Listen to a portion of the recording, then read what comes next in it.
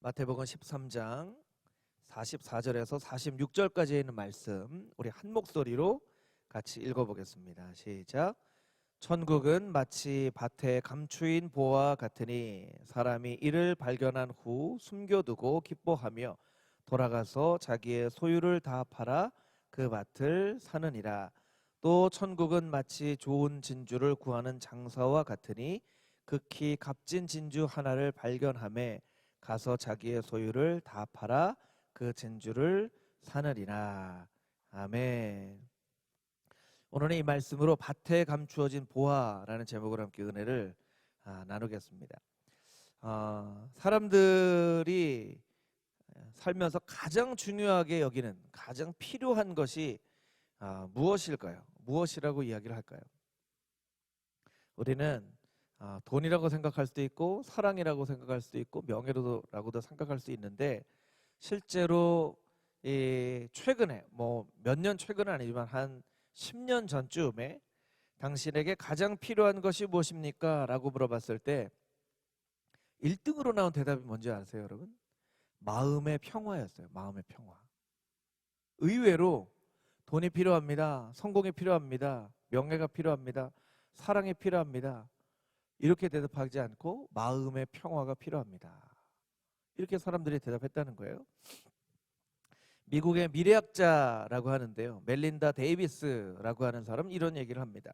과거에는 사람들이 의식주, 권력, 성 등의 욕망을 필요로 했던 것에 비해서 점점 시간이 지나가고 사회가 발달할수록 내면 깊은 곳의 혼란을 제대로 극복할 수 있는 근본적인 문제가 더 필요하다라고 사람들이 생각한다는 거예요. 너무나 좀 아이러니하죠. 기술이 점점 발달하고 의학도 발달하고 더 편리한, 이제 손도 까딱할 필요 없어요. 요새는 말로 다 하잖아요. 예. 우리 예담이가 텔레비전 볼 때 하이 뭐 틀어줘 이러면 틀어줘요. 예. 근데 이제 손도 까딱 안 해도 돼요. 뭐 틀어줘. 그럼 틀어주고요. 물어보면 또 대답해요. 날씨가 어때? 그러면 오늘 날씨는, 그리고 대답해 주죠. 이제 말만 하면 돼요. 이제 입 근육만 움직일 수 있으면 살 수 있는 시대가 되었는데, 사람들은 더 마음의 어떤 복잡한 마음 가운데 살아간다는 거예요. 이 근본적인 문제를 해결했으면 좋겠다, 이런 생각을 하면서 살아간다는 것이죠. 실제로 미국에서는요, 이 치유에 대한 책이 굉장히 급속도로 많이 나오고 많이 팔렸습니다. 중국에서는요, 제가 사진을 좀 찾아서 보여드리고 싶어서 사진을 찾았는데 사진이 안 나오더라고요. 마음의 평안이라고 생겨진 유리병이에요. 유리병. 마음의 평안이라고 생겨진 유리병인데요, 그게 수백만 원에 팔리기도 했대요. 그러니까 유리병 하나인데 마음의 평안이라고 놓여진 그 병을 보고 좀 마음의 평안을 누렸으면 좋겠다, 이렇게 사람들이 생각하는, 그 사람들의 실제의 마음의 모습을 잘 반영하는 사건이라고 할 수 있겠죠. 예. 그런데 여러분, 놀라운 사실은요, 이 마음의 평화가 필요하다고 하고 더 삶의 근본적인 문제를 해결하는 게 필요하다고 사람들이 얘기하면서요, 점점점 더 종교에 대한 관심은 줄어듭니다. 종교가 아닌 곳에서 마음의 평안을 찾고 싶다는 거예요. 여러분, 인간의 문제가 있는데요, 인간의 문제는 무엇이 문제인가를 깨닫는 능력이 없어서가 아니에요. 인간은 잘 분석하고 이유를 밝혀냅니다. 코로나 같은 경우에도요, 막 분석하고 이유를 막 밝혀내는 그런 일들은 잘해요. 그런데 우리에게 없는 능력이 있는데, 그 문제에 대한 적절한 해결 방법을 찾는 능력이 떨어져요. 이 오늘 본문의 말씀에도 그런 사람에게 주시는 하나님의 영적인 메시지가 있습니다. 오늘은 메시지가 딱 하나예요. 메시지가 하나니까 설교가 빨리 끝나겠죠? 할렐루야. 그래서 오늘은 설교는 짧게 하고 같이 많이 기도했으면 좋겠어요. 우리 44절에 있는 말씀을 같이 한번 다시 읽어보겠습니다. 44절. 한 목소리로 같이 한번 다시 읽겠습니다. 시작. 천국은 마치 밭에 감추인 보화와 같으니 사람이 이를 발견한 후 숨겨두고 기뻐하며 돌아가서 자기의 소유를 다 팔아 그 밭을 사느니라. 아멘. 여러분들은 어떠신지 모르겠지만 저는 이 본문의 말씀을 보고서 굉장히 이 말씀을 어떻게 이해해야 하는 것인지 고민을 많이 했어요. 고민을 많이 했어요. 왜 고민을 많이 했냐면 이런 고민을 한 거죠. 밭을 갈다가 자기 밭이 아닌 거잖아요. 밭을 갈다가 보화를 발견하면 제 상식으로는 어떻게 해야 되죠, 여러분? 보화를 발견하면 어떻게 해야 돼요? 좀 크게 얘기를 해주세요. 어떻게 해야 돼요? 그냥 가져가면 돼요? 주인한테 얘기를 해줘야죠. 그렇죠. 주인한테 얘기를 해줘야 되는데 그게 제가 알고 있는 상식인데 밭에 보화를 발견하면 모른 척하고 자기의 소유를 다 팔아서 그 밭을 사라는 거예요. 이거 좀 아닌 것 같은데 이거 주인한테 솔직하게 얘기해줘야 되는 거 아닌가 그런 생각이 드는 거예요. 네. 밭에 여러분 어떤 사람이 밭을 갈다가 아주 귀한 보화를 발견했어요. 그거를 이제 우리가 그냥 평상시에 쓰는 말로 뭐라고 얘기하죠? 그렇죠. 횡재했다고 그러죠. 횡재했다고. 그럴 때 나오는 의성어가 있습니다. 헐 대박. 요새 애들은 그런 말 많이 쓰더라고요. 헐 대박. 뭐 로또를 만난 것 같은. 네, 그렇죠. 밭을 갈다가 그냥 밭을 가는 건데 보화가 나왔어요. 그러면 하나님의 나라는 이렇게 그냥 운 좋게 발견한다는 뜻일까? 이게 무슨 뜻이지? 이 본문의 말씀을 계속 생각할수록 사실은 선뜻 이해가 잘 안 되지는 거예요. 이렇게도 한번 생각을 해봤어요. 제가 약간 엉뚱한 모습이 있는지. 밭을 갈다가 보화를 발견할 확률이 얼마나 될까요? 밭을 갈다가 제가 좀 엉뚱하죠. 네. 보화를 발견할 확률 얼마나 될까요? 한 10% 될까요? 10%보다 더 낮을까요? 1% 될까요? 이거보다 더 낮을까요? 훨씬 더 낮겠죠. 그러면 이 말씀이 그러면 천국 들어가기가 이렇게 어렵다는 뜻일까? 이게 주인에게 돌려줘야 되는 게 아니냐? 이거 이렇게 확률이 적다는 뜻 아니냐? 그럼 천국에 들어가는 건 이렇게 행운으로 들어가는 건가? 막 이런 생각이 막 들다가 제가 이 말씀은 어떤 특정한 대상을 향해서 예수님께서 하신 말씀이구나 라는 것을 깨닫게 됐어요. 그래서 이 비유의 어떤 의미들을 너무 이렇게 디테일하게 보기보다 이것은 천국을 발견하고도 주저하면서 머뭇거리는 사람에게 너 왜 천국을 발견했는데도 그렇게 주저해? 천국을 그렇게 발견했는데도 왜 머뭇거려? 이렇게 촉구하시는 예수님의 말씀이라는 것을 깨달아 알았어요. 왜냐하면 그 당시에 있었던 많은 사람들이 천국을 발견하면서도 천국 누구예요? 예수님을 눈으로 보면서도 못 믿는 거예요. 그 예수님이 얼마나 마음이 답답하시겠어요. 아니 나를 이렇게 보고도 못 믿냐. 내가 이렇게 기적을 행하고 사람을 고치고 너희들이 알지 못했던 그런 비밀한 일을 말씀으로 가르쳐줘도 왜 나를 이렇게 못 믿냐. 아니 천국을 발견했으면 그 천국을 어떤 방법을 써서라도 소유해야지 왜 이렇게 머뭇거리고 있어. 그런 답답한 마음으로 말씀을 해주시는 거예요. 마치 마음의 평화를 얻기를 원합니다 라고 사람들이 생각하지만 실제로는요 마음의 평화를 얻기 위해서 아무것도 하지 않아요. 그냥 마음의 평화를 얻었으면 좋겠는데 하고 끝. 마음의 평화를 얻기를 원한다면 그 마음의 평화를 어떻게 얻을 수 있는가 오히려 그런 니드가 많아지면 더 종교심이 많아지거나 사람들이 더 어떤 것을 간절한 마음으로 찾아야 되는데, 마음의 평화를 얻겠다고는 말은 하지만 종교적인 열심은 점점점 줄어들어요. 그러니까 이게 사람들이 이중적인 마음이 있는 거예요. 이중적인. 보화를 발견해도 아, 저게 보화구나. 그리고 끝난다는 거예요. 끝난다는 거예요. 오늘의 본문의 말씀을 잘 이해하기 위해서는 누가복음 7장에 있는 말씀을 좀 살펴보면 좋을 것 같은데요. 누가복음 7장에 세례 요한의 제자들이 예수님을 찾아옵니다. 어떻게 얘기하냐면 우리 스승 세례 요한께서 당신이 정말 메시아인지를 물어보십니다. 이런 얘기예요. 누가복음 7장 18절에서 20절까지 있는 말씀 우리 자막을 통해서 같이 한 목소리로 읽어보겠습니다. 함께 읽겠습니다. 시작.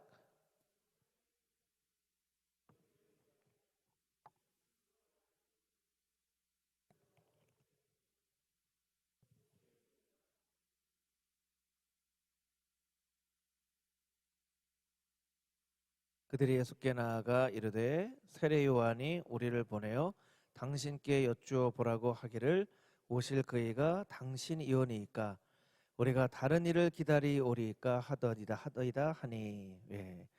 아니 다른 사람이 했으면 좀 이해가 되는데 요한이 제자들을 보내요. 오실 분이 당신이 맞습니까? 여러분, 요한은 어떤 사람이죠? 예수님에게 세례를 줬던 사람이죠. 세례를 줬던 사람이에요. 아니 세례를 줬던 사람이 이 요한복음에 보면, 요한복음 1장에 보면 이 예수님께서 세례 받으실 때 요한이 어떻게 이야기를 하냐면요. 요한복음 1장 29절에서 34절에 있는 말씀인데요. 자막으로 보여주시면 좋을 것 같고요. 제가 읽어드릴게요. 요한이 예수께서 자기에게 나오심을 보고 이르되 보라 세상 죄를 지고 가는 하나님의 어린 양이로다. 내가 전에 말하기를 내 뒤에 오는 사람이 있는데 나보다 앞선 것은 그가 나보다 먼저 계심이라 한 것이 이 사람을 가리킴이라. 나도 그를 알지 못하였으나 내가 와서 물로 세례를 베푸는 것은 그를 이스라엘에 나타내려 함이니라. 세상 죄를 지고 가는 하나님의 어린 양이시다. 또 요한이 증언하여 이르되 내가 보니 성령이 비둘기같이 하늘에서부터 내려와 그 위에 머물러 있는데 나도 그를 알지 못하였으나 나를 보내어 물로 세례를 베풀라 하신 그이가 나에게 말씀하시되, 하나님께서 말씀하셨다는 것이죠. 성령이 내려서 누구 위에 머무는 것을 보거든 그가 곧 성령으로 세례를 베푸는 줄 알라 하셨기에 내가 보고 그 하나님의 아들이심을 증언하였노라. 아니 하나님이 혹시라도 세례 요한이 그래도 영적으로 굉장히 깨어있는 사람이잖아요. 400년 만에 나타난 선지자예요. 400년 만에 말라기 선지자 이후로 하나님께서 너무 화가 나셔서 이스라엘 백성들에게 아무 얘기도 안 하시다가 400년 만에 나타난 선지자고, 세례 요한이 광야에서 설교를 했는데요. 사람들이 그 설교를 듣기 위해서 광야에 오고요. 설교를 듣고 막 죄를 뉘우치고 회개를 해요. 그리고 얼마나 능력 있는 사람이에요. 그럼에도 불구하고 세례 요한이 혹시나 못 알아볼까 봐 콕 집어서 봐봐, 물로 세례를 베풀 때 성령이 그 위에 머무는 것을 보면 그가 바로 하나님의 아들이야, 내 아들이야 라고 하나님께서 말씀해 주셨다는 거예요. 아니 그런 요한이 왜 제자들을 보내서 예수님께 오실 분이 당신이십니까? 우리가 또 다른 사람 누구를 기다려야 됩니까? 왜 이렇게 물어보냐는 거예요. 너무나 나름 답답한 일인 거죠. 그러니까 예수님도 참 무던하세요.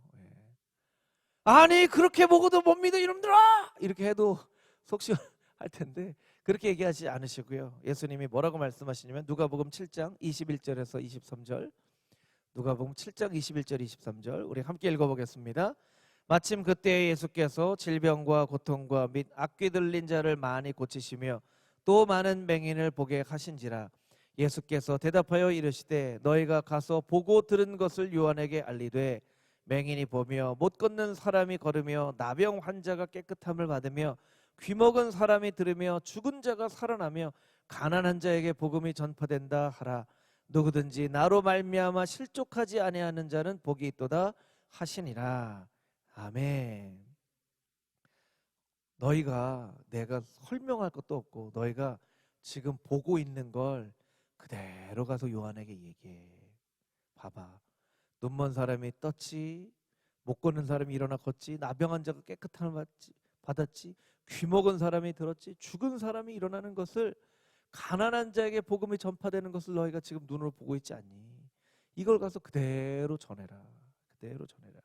그러면 이 다음 구절에 어떤 구절이 나와야 됩니까? 여러분, 이 다음 구절에 나와야 되는 구절이 어떤 구절이에요?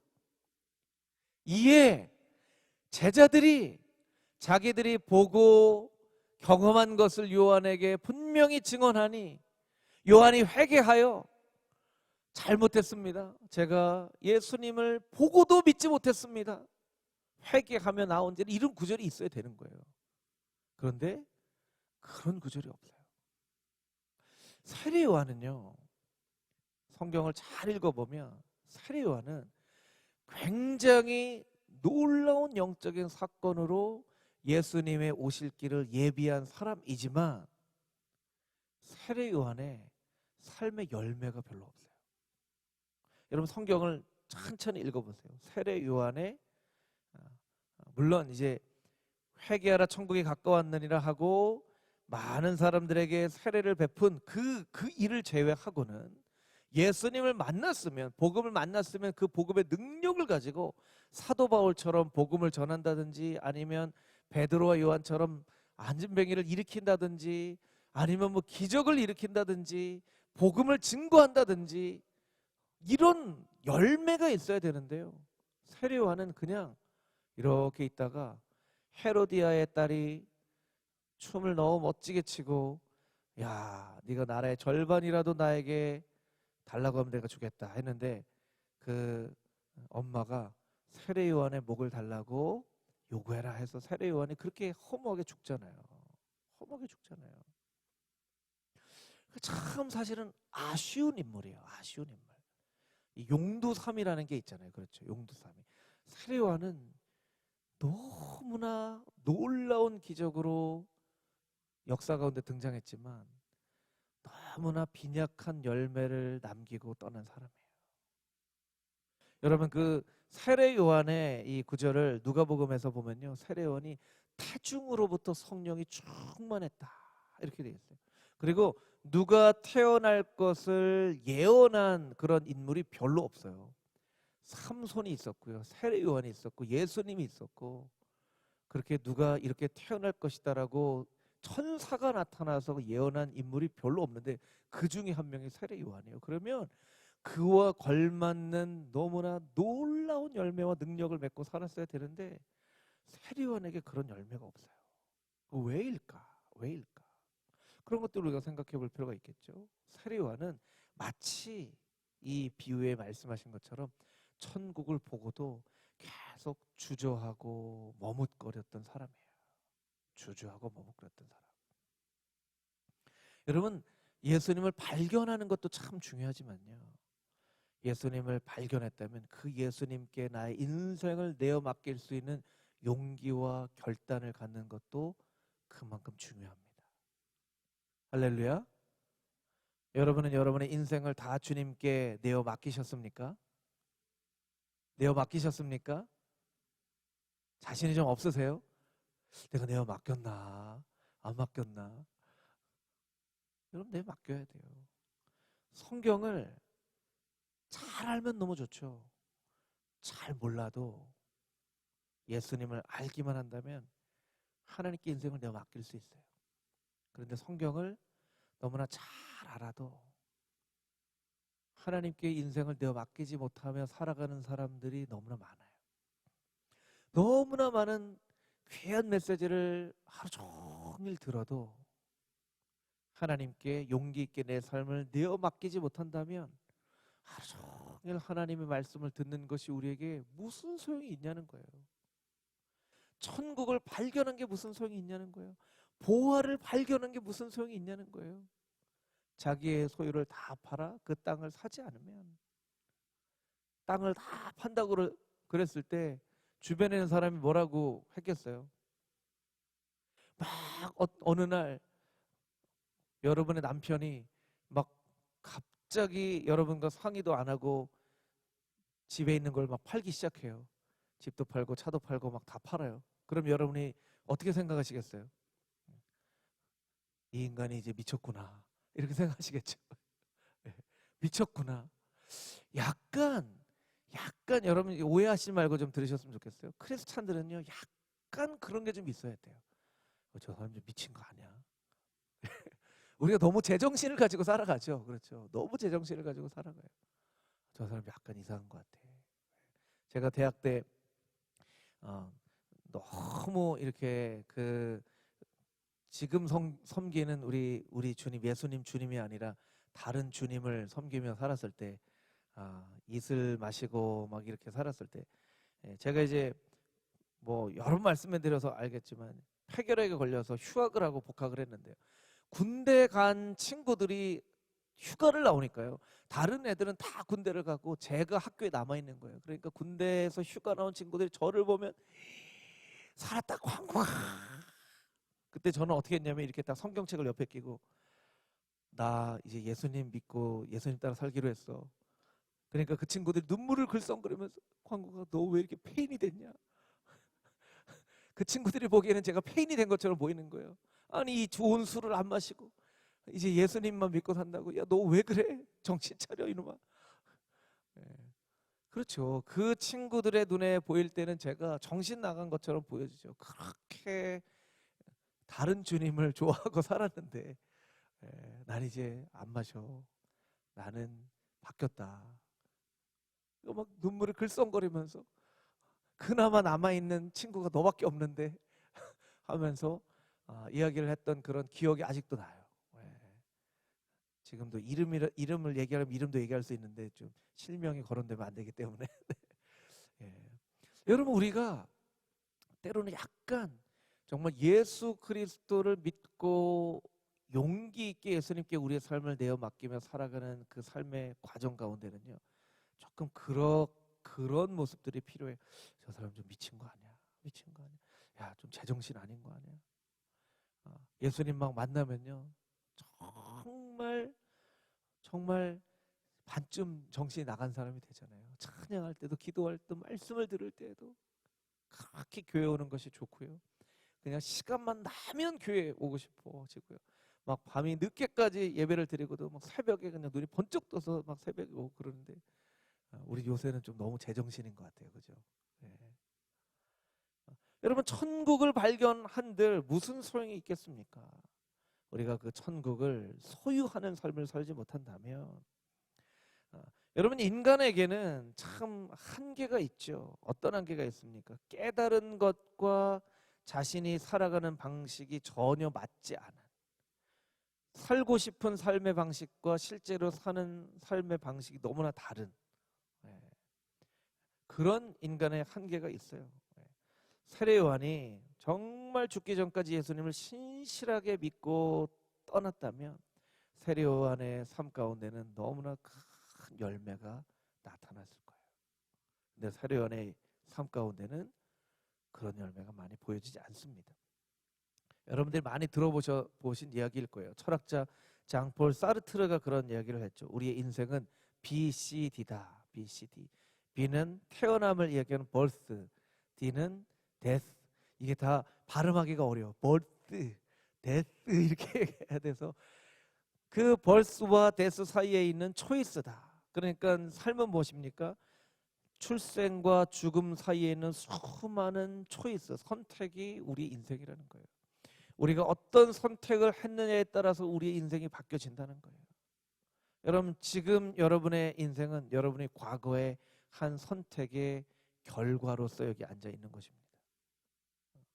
여러분이 예수를 믿기로 선택했기 때문에 이 자리에 앉아 있는 것이죠. 우리의 인간은 다 연약해요. 노아는 당대 의인이었지만 술을 마시고 아들을 저주하죠. 엘리사는 엘리야보다도 더 큰 갑절의 영감을 받았지만 대머리다 대머리다 놀리는 아이들을 향해서 저주를 퍼부었더니 암콤 2마리가 나와서 42명의 아이들을 그 자리에서 생명을 앗아갑니다. 요셉은 나라를 살리는 큰 꿈을 하나님께서 주셨지만 형들에게 자랑하다가 애굽으로 종으로 팔려가죠. 다윗은 간음을 했고 모세는 살인을 저질렀어요. 여러분, 이 성경에 나와 있는 위대한 인물들의 인생이 우리에게 이야기하는 것은 무엇입니까? 우리는 이렇게 다 연약한 존재라는 거예요. 그런데 그럼에도 불구하고 우리가 예수님을 믿고 천국을 발견했을 때 그 천국을 소유하려고 모든 소유를 팔아서 그 밭을 사기만 한다면 천국은 우리의 것이 된다는 거예요. 나는 천국 시민이 된다는 거예요. 우리도 이와 같은 한계가 다 있습니다. 그런데 오늘 하나님 앞에 기억하면서 기도해야 될 것은, 하나님, 나에게 천국을 발견할 수 있는 지혜도 허락하여 주시고 그것을 믿음으로 선택할 수 있는 용기와 결단도 허락하여 주시옵소서. 우리에게 용기와 결단이 필요하다는 거예요. 소유하지 못한다면 발견한다는 것이 무슨 의미가 있겠습니까? 우리 같이 한번 따라해 볼까요? 소유하지 못한다면 발견한다는 것이 무슨 의미가 있습니까? 그러니까 오늘 본문에 이 우리에게 주시는 한 가지 메시지는 천국을 발견하는 것도 중요하지만 천국을 소유하는 삶도 중요하다는 거예요. 에베소서 말씀에 이런 말씀이 있죠. 에베소서 4장 13절부터 15절까지 있는 말씀인데요. 에베소서 4장 13절에서 15절 우리 한 목소리로 읽겠습니다. 우리가 다 하나님의 아들을 믿는 것과 아는 일에 하나가 되어 온전한 사람을 이루어 그리스도의 장성한 분량이 충만한 데까지 이르리니 이는 우리가 이제부터 어린아이가 되지 아니하여 사람의 속임수와 간사한 유혹에 빠져 온갖 교훈의 풍조에 밀려 요동하지 않게 하려 함이라. 오직 사랑 안에서 참된 것을 하여 범사에 그에게까지 자랄지라. 그는 머리니 곧 그리스도라. 13절을 한번 다시 보여주시겠습니까? 하나님의 아들을 믿는 것과 아는 일에 하나가 돼요. 아무리 많이 알아도 그 안다는 것이 믿음으로 연결이 되어지지 않는다면 아무리 많이 아는 것이 무슨 소용이 있냐는 거예요. 우리가 늘 기도해야만 하는 이 말씀입니다. 하나님, 믿는 것과 아는 것이 하나가 되게 해 주시옵소서. 많이 알되 믿지 못하는, 발견하고도 소유하지 못하는 어리석은 사람 되지 말게 하여 주시고, 하나님, 믿는 바대로 아는 바대로 믿음의 결단에 용기의 발걸음을 내디딜 수 있는 하나님의 지혜로운 백성 되게 하여 주시옵소서. 우리가 간절한 마음으로 하나님 앞에 기도하며 나아갈 때 천국이 우리의 것이 되고 하나님 나라의 천국의 시민으로 살아가는 금호중앙의 모든 성도님들이 다 되시기를 주님의 이름으로 축복합니다. 아멘.